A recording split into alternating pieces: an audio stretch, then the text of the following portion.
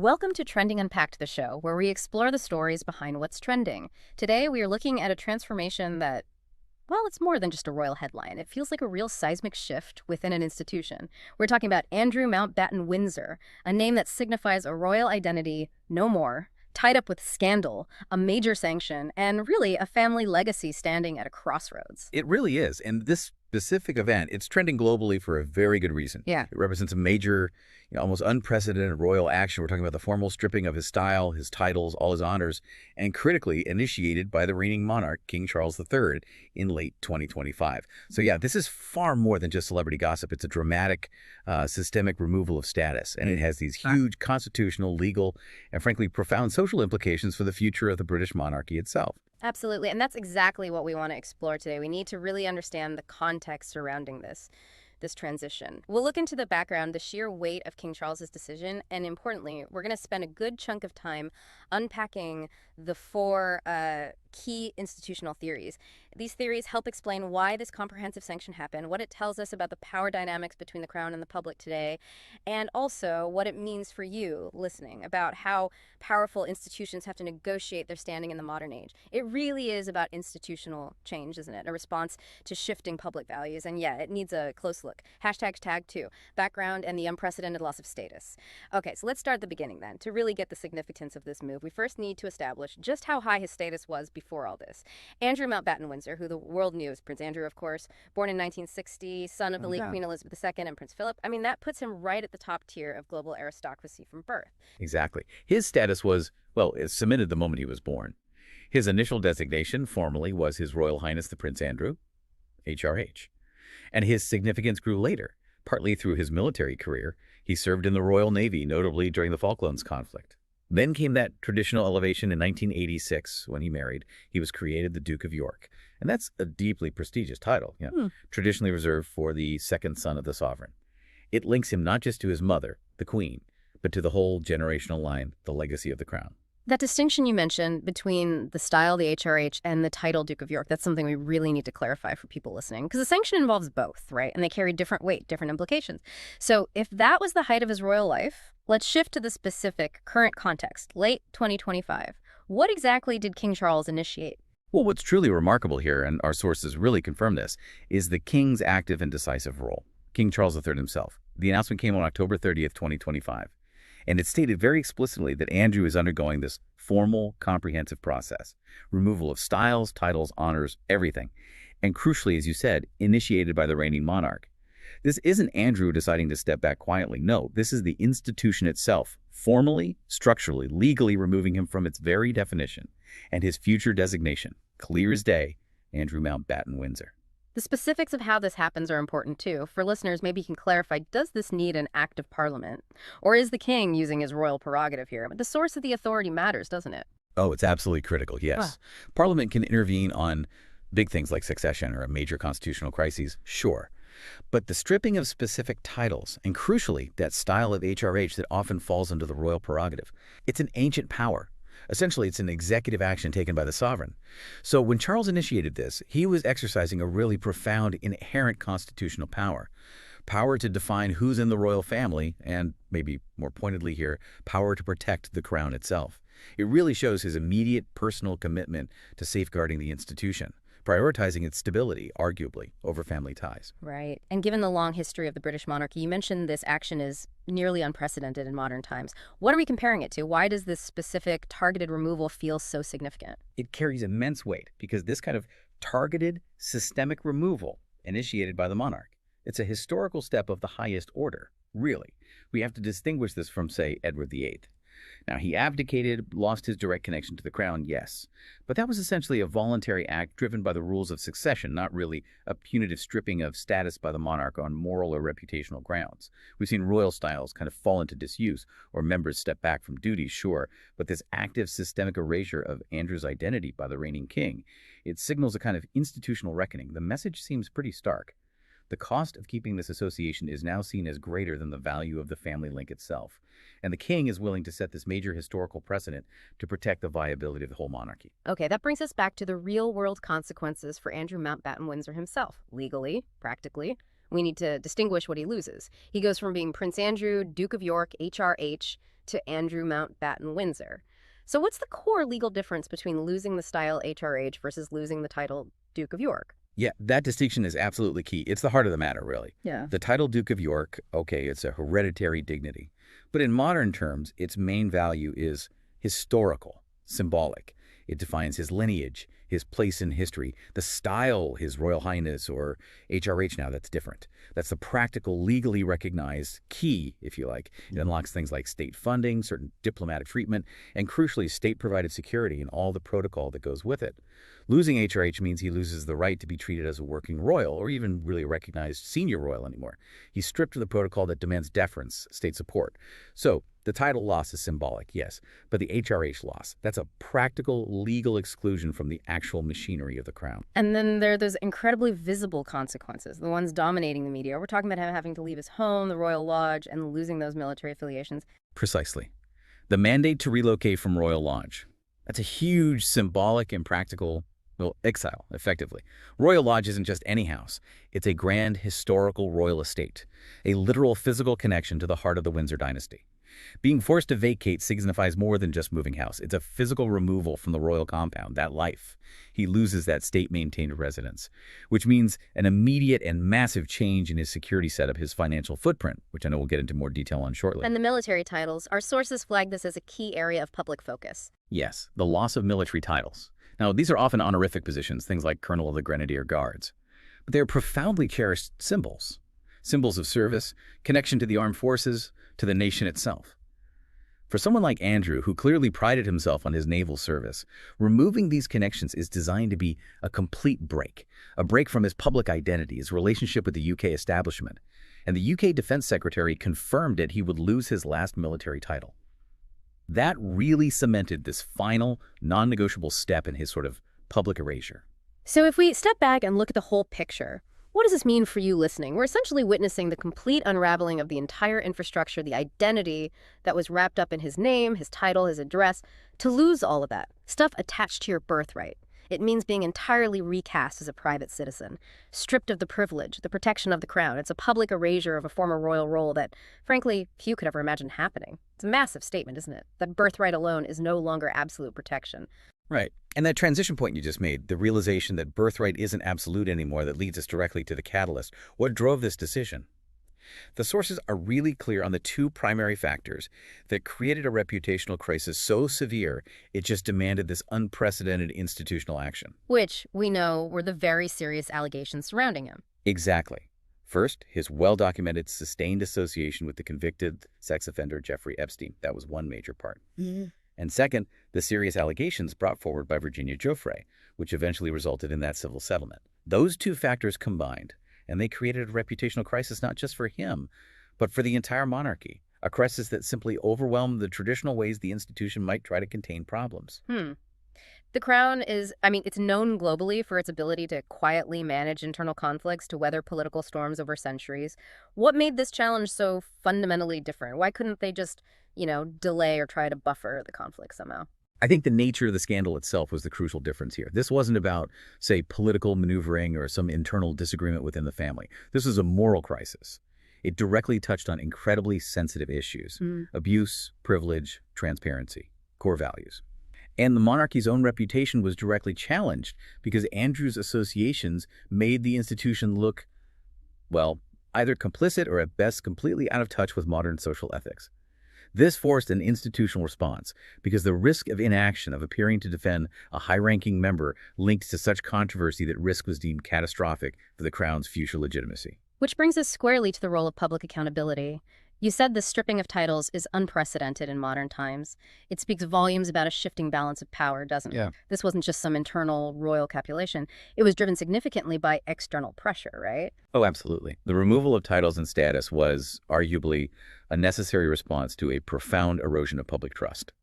In today's world, the monarchy relies heavily on public consent, public respect. That's its foundation, really. When that respect is fundamentally compromised, the institution has to perform a very visible, perhaps painful act of, well, surgical removal to ensure its own survival.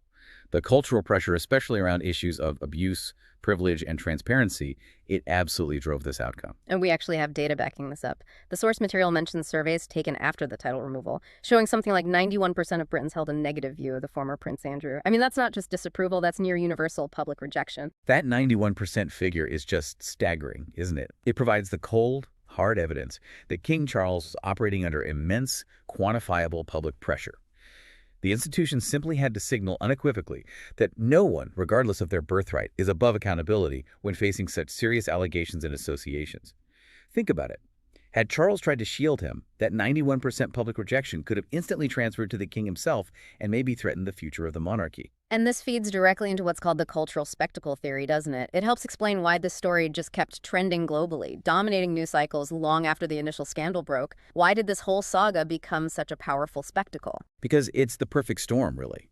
A collision of ancient tradition and very modern outrage. The cultural spectacle theory suggests this saga trended globally because it perfectly combined all those high-stakes elements. Royalty, the ultimate symbol of status, with explosive scandal, complex power dynamics, and then you add the immediate viral nature of social media reaction. It's like watching a real-life drama unfold, but on this global, hyper-transparent stage. Yeah, it provides that ultimate narrative framework, doesn't it? The public watching, waiting to see if privilege would finally crack under pressure or if it would somehow prevail again. The global audience wasn't just passively consuming news, they were kind of participating in this accountability movement through their engagement. And crucially, the media focus stayed relentless, not just on the scandal details, but on the anticipation of his transition. What happens next? How does he live as a private citizen? This transition is an ongoing story. It's unresolved. The public is still tracking what life looks like for a man who's lost almost everything tied to his public identity except perhaps his family's private wealth. That sustained uncertainty keeps the story alive, keeps it trending, and it confirms that the outcome really was driven by public demand for accountability, or, at the very least, institutional self-preservation in the face of that demand. Okay, now we get to the real analytical core of our conversation today, the implications of all this. The sources outline 4 key ways, 4 lenses or theories, through which we can understand this truly unprecedented action. Let's start with the first one, which seems to be the driving force behind the king's move, the institutional imperative. Right. This first lens asks us to look at the removal of titles through what's called institutional accountability theory. This view sees the action not primarily as, say, an act of moral judgment or even family judgment. Instead, it's framed as a strategic necessity, an action taken by the monarchy specifically to protect its reputation by definitively removing a member whose continued presence pose, frankly, an existential threat to the institution. Okay, so if we look at it through that colder lens, that institutional strategy lens, where does morality actually fit in? If Charles's main motivation was safeguarding the crown, doesn't that risk making the institution look a bit heartless? Like it's just performing morality for public consumption? Well, that is the essential tension, isn't it? Governing an ancient institution like this in a thoroughly modern world. You could argue that for the monarchy, institutional necessity becomes his own form of morality. King Charles III arguably had to prioritize the long-term legitimacy, survival of the crown itself, over the immediate welfare or standing of his own brother. By sacrificing Andrew, symbolically speaking, he reinforced a boundary between personal alleged failure and the integrity of the institution. The calculation seems largely one of reputation management. The ongoing cost of Andrew's presence was simply deemed greater than the value of maintaining that specific family link within the public-facing structure. And this choice, which you describe as potentially cold and calculated, it also serves to legitimize Charles's own reign in a way, doesn't it? It signals he's a modern monarch, perhaps willing to be quite ruthless in defending the system. It sets a new standard for royal conduct. Exactly. I think it sets the tone for his reign. A reign perhaps defined by a commitment to, or at least an acknowledgement of, transparency and public values. Think about how difficult it's been historically to remove senior royals. Even after Edward VIII's abdication, his status remained complex, debated for decades. This specific targeted removal by Charles in 2025, it demonstrates a new, perhaps more aggressive, standard of institutional self-protection. It suggests the crown now operates less like an unconditional family unit and maybe more like a public trust, a trust that has to manage its risks and uphold its shareholder value where the public are the shareholders. It's fascinating how King Charles used that royal prerogative, that inherent power, to perform this act of, well, self-cleansing for the institution. This move really suggests the institution has learned a very painful lesson. In the public eye today, inaction can look like complicity. The lesson seems crystal clear. In this age of near total transparency, The crown simply cannot afford deeply problematic associations dragging it down. This move minimizes the damage to the entire system. It allows the monarchy to project an image of moral rectitude, even if the primary driver was perhaps pragmatic survival. So yeah, this theory provides a rational framework for understanding what might otherwise look like personal cruelty, but could be seen as an act of institutional, well, necessity, maybe even genius. Okay, that sense of institutional necessity leads us really nicely into the next lens, the crisis of legacy theory, because while Charles had to protect the crown, fundamentally he was forced to do so by a public demanding that the monarchy's legacy align with modern values. That's right, isn't it? Absolutely. This theory dives right into that tension between deep-rooted traditional status and contemporary expectations. For centuries, let's face it, royal status acted as an almost impenetrable shield. It insulated individuals from consequences that ordinary citizens would face.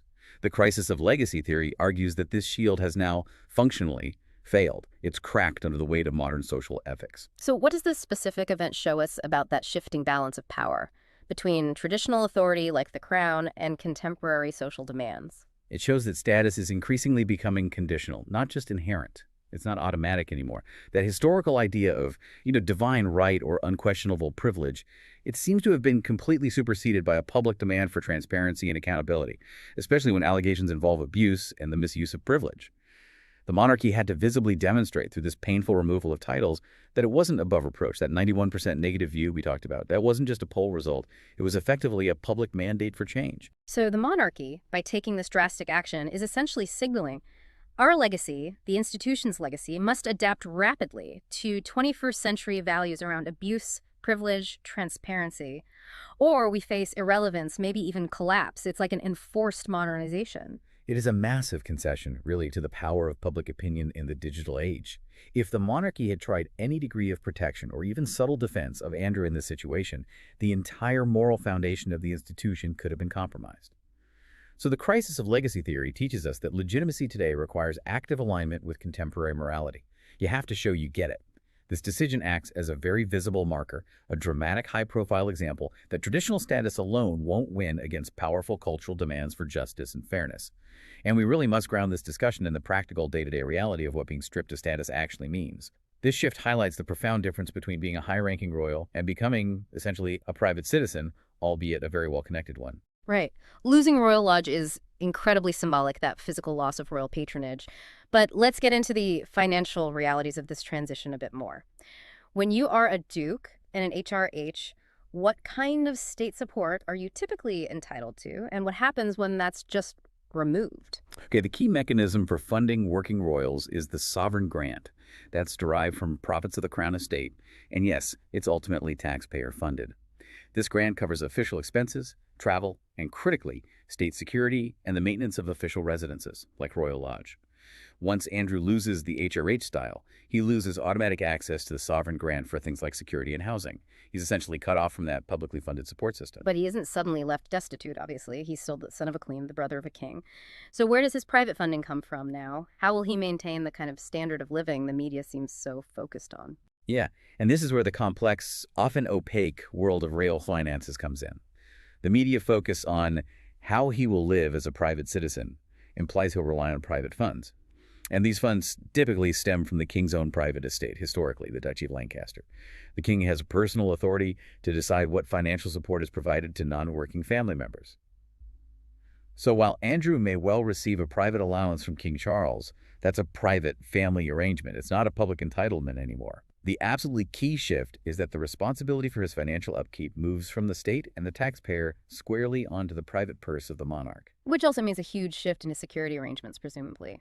State-provided security for senior royals is expensive, incredibly expensive. Losing the HRH status almost certainly means losing that state protection. That is likely one of the hardest practical blows, yes.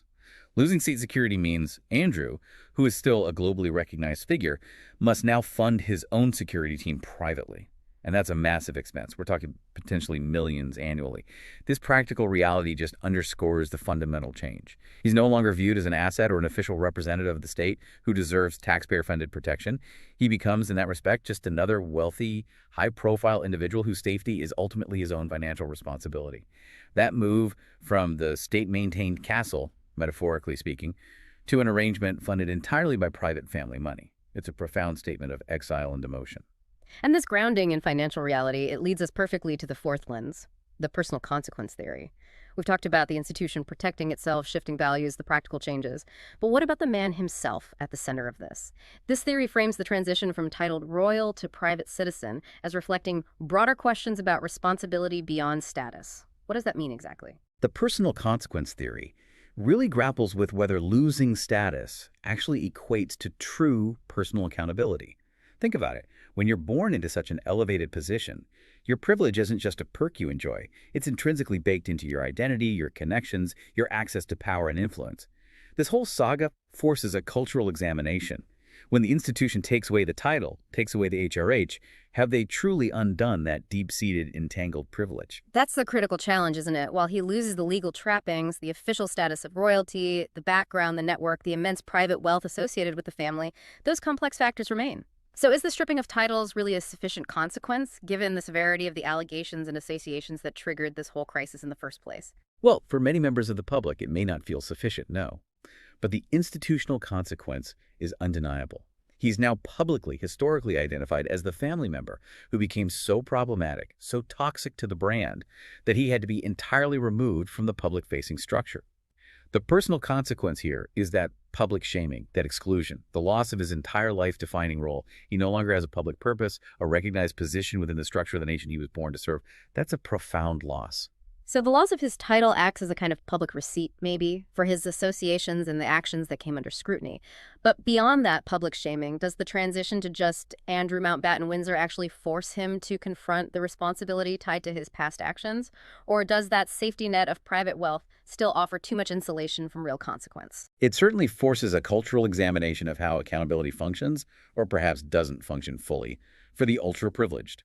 The monarchy can strip his HRH, yes, but it can't strip his birthright. It can't eliminate the private family infrastructure that likely still supports him. However, this saga does achieve something significant. It demonstrates powerfully that even a highest status cannot permanently insulate you from public accountability in this age of transparency. The loss of his position ensures his future existence is one defined by public exclusion, by the heavy weight of his own damaged reputation. And that, for a person whose entire identity was built on public service and status, is arguably a very profound consequence indeed. Hashtag tag tag 4.5, relevance to the listener, connecting the dots. So after breaking down these four lenses, institutional necessity, the legacy crisis, the financial shift, and personal consequence, what's the core takeaway here? Why does this story matter to you listening at home beyond just the dramatic narrative of a royal fall from grace? I think it matters because it's a fascinating real-world masterclass in change management, applied to one of the most entrenched traditional systems on Earth. It vividly reflects how power, reputation, and public values are negotiated today, in an era of intense transparency and constant scrutiny. The lesson is stark.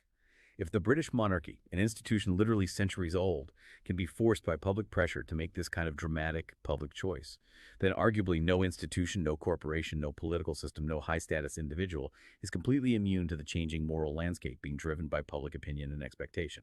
Yeah, this whole transition from a high-ranking prince, Duke, HRH, down to Andrew Mountbatten Windsor, it really shows us that status, even royal status, is now conditional. It seems less absolute. It's become a privilege that has to be actively justified, actively maintained through conduct that aligns with contemporary societal standards. And when those standards are seen to be breached so severely, the institutional mechanism for removal, even if painful, even if historical, is now proven to be potentially swift, comprehensive, and very, very public. It's a powerful lesson in modern accountability, however imperfect it might feel to some. Hashtag tag 5. Outro and teaser. From the heights of royal splendor to the reality of stripped titles, the story of Andrew Mountbatten Windsor certainly reminds us that even the most deeply entrenched systems can be forced to change by necessity and by the power of public values. And it leaves us with a provocative thought, doesn't it, about the future legacy of King Charles III. By showing a willingness to use this ultimate sanction, even against his own brother, he effectively prioritized the institution's longevity above, perhaps, all else. He set a new, arguably quite ruthless bar for royal conduct in this modern era. His reign is now indelibly marked by this difficult historical choice, made, it seems, in defense of the crown's very survival. Thanks for listening to Trending Unpacked. Next time, we'll swap crowns for cozy sweaters and dive into the festive world of Ralph Lauren's 2025 Christmas collection and why seasonal style just became mainstream culture.